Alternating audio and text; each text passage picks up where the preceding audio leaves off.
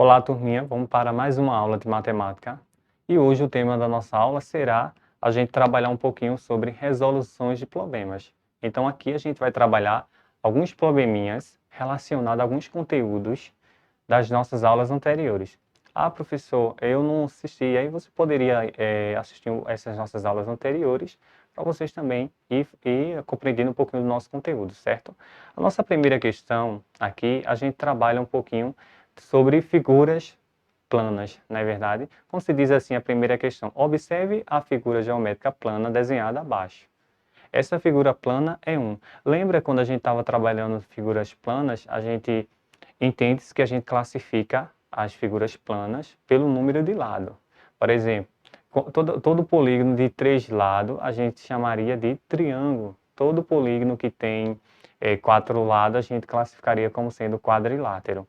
Todo polígono que tem 5 lados a gente ia chamar também de pentágono. E assim sucessivamente, ou a gente classificaria esse polígono, certo? Quando a gente olha para essa imagem aí, a gente percebe que esse polígono, na verdade, ele tem 5 lados. Então a gente vai classificar esse polígono aí como sendo um pentágono, certo?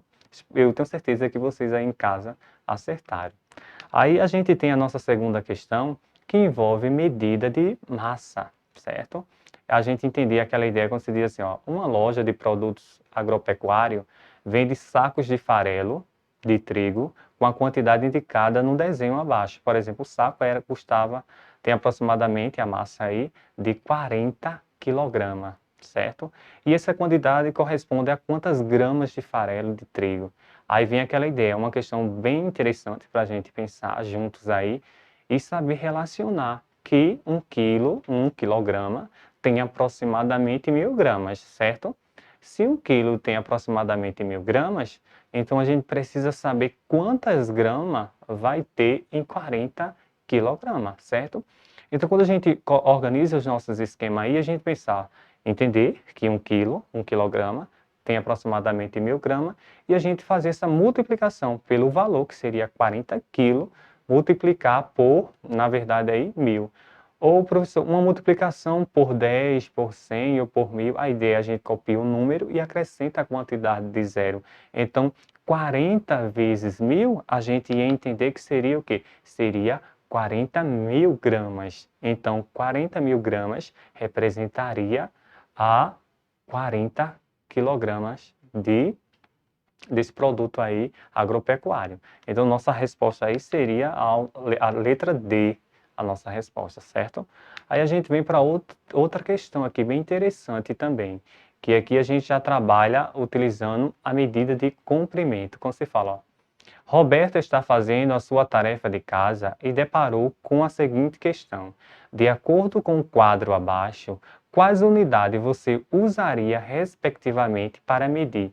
Então aí a gente poderia entender o que, pessoal? Será que para mim trabalhar o comprimento de uma rua, eu vou trabalhar o quê? Eu vou trabalhar litro, eu vou trabalhar minuto, eu vou trabalhar quilômetro, eu vou trabalhar centímetro, eu vou trabalhar miligramas, eu vou trabalhar grama, e aí? A gente pensar qual unidade eu trabalharia para essa atividade aí, o comprimento de uma rua. O segundo ponto aí, quando a gente pensa a massa de um elefante, a massa de um elefante, a gente trabalharia qual unidade? E aí também, ó, a capacidade de uma piscina. Então, nessa questão, a gente vai entender que aí, para a gente conseguir relacionar todas as unidades que a gente trabalharia para isso, para encontrar o comprimento de uma rua, para a massa de um elefante e a capacidade de uma piscina, certo, turminha? E aí, vocês pensaram direitinho qual questão é essa? A gente pensar o comprimento da rua, a gente, claro, vai trabalhar com quilômetro, né? A massa de um elefante, a gente ia trabalhar com o quê? A gente ia trabalhar com quilograma, certo? E a capacidade de uma piscina, a gente vai trabalhar em litro, certo? E qual é a nossa alternativa aí? A gente chegaria na nossa alternativa aí, letra B, que seria quilômetro, quilograma e litro. A gente trabalhava, nesse tipo de questão, a gente está trabalhando com as unidades. A unidade medida de comprimento, medida de massa e medida de capacidade. A gente já falou um pouquinho também sobre o que é cada uma dessas situações aí, certo? Aí a nossa próxima questão aqui vem também trabalhando com a gente aí a ideia de que medida de capacidade. Medida de capacidade, não, desculpa, gente, medida de comprimento. Quando se diz assim, ó, Joana é costureira e comprou alguns tecidos para fazer vestidos. Veja abaixo as compras que ela fez, certo? Aí ela comprou o primeiro tecido aí foi 12 metros de tecido estampado e 15 metros de tecido liso. Aí ele diz, ó, no total, Joana comprou.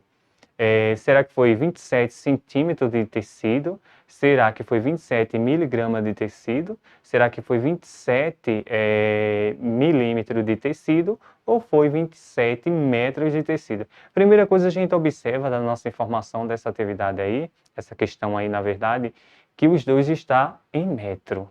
Então, se a gente só querer saber a quantidade de metros de tecido que ela comprou, a gente vai precisar fazer o quê? A gente vai precisar, né, fazer a soma de 15 metros adicionado a 12 metros. E quando a gente adiciona 15 com 12 metros, a gente vai ter aproximadamente 27 metros de tecido, que seria a nossa alternativa D aí, certo?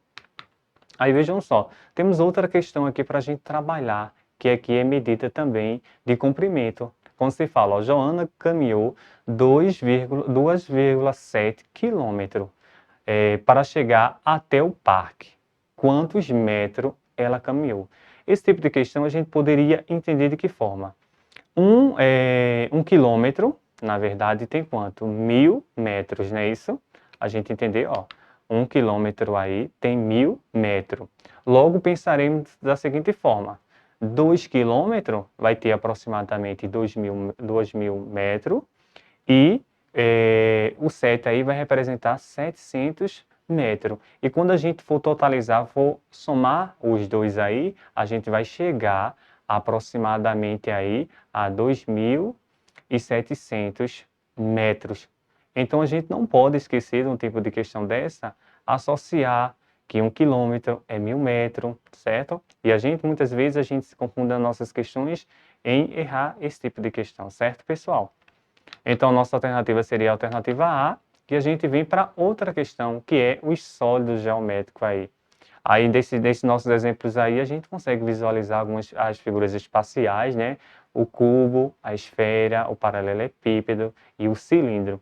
E dessa questão aí, ele diz assim, observe os sólidos geométricos a seguir. Marque a opção correspondente aos sólidos que são semelhantes quanto ao número de face. A gente também trabalhou, né, entender o que representa a face de cada figura espacial, né? E a gente observar, será que o cubo e a esfera representam o mesmo número de face? Veja, o cubo e a esfera, eles têm característica diferente. Então já não poderia nem ser a nossa resposta, né, turminha? Quando a gente observa a letra C, a esfera e o paralelepípedo, eles também apresentam o quê? Característica diferente. Então também, professor, não poderia ser a nossa resposta. Quando eu falo a letra D também, paralelepípedo e o cilindro, ele também apresenta o quê? Características diferentes. Logo, a nossa resposta seria o cubo e o paralelepípedo. Se a gente observar, eles têm o mesmo número de face, né? Aí a face superior e inferior, então eles possuem o mesmo número, esse mesmo número de face aí, certo? Que seria aproximadamente 6 faces, certo? Aqui temos outra questão também para a gente trabalhar medida também de comprimento, né? A gente relacionar novamente. A gente viu em questões anteriores aí que 1 quilômetro, na verdade, tem aproximadamente, na verdade, 1.000 metros, não é isso? Aí a gente pensa nessa questão aqui, ó. A figura a seguir corresponde à distância aproximada de Ana, que Ana viajou, na verdade, de Goiânia a Caldas Novas. Essa viagem de Ana corresponde a, se é 700 quilômetros, e a gente sabe que 1 quilômetro tem 1.000 metros, a gente vai fazer o quê? Vai fazer a multiplicação, 170 vezes 1.000, e dá aproximadamente 170 mil metros, certo, turminha? Espero que vocês tenham gostado da nossa aula de hoje e espero vocês no nosso próximo encontro.